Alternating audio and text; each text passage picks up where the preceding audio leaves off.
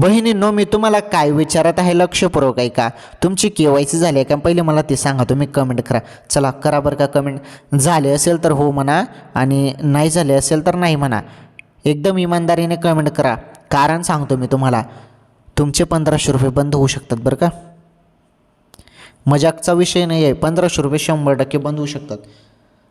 कोणत्या कंडिशनमध्ये? जरी तुम्ही KYC केली नाही तर 31 डिसेंबर ही तारीख तुम्हाला शेवटची तारीख बोलली जात आहे आता. आणि या तारखेपर्यंत तुम्ही KYC केलीच नाही पूर्ण तर तुमचे 1500 रुपये बंद होऊन जातील डायरेक्ट. त्यामुळे तुम्हाला हे 1500 रुपये चालू ठेवायचे असतील ना तर KYC करा.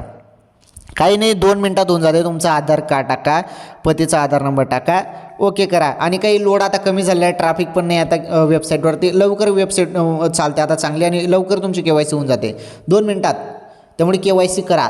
ओके. 31 डिसेंबर ही शेवटची तारीख आहे. अन्यथा 1500 रुपये बंद होतील जरी केली नाही तर.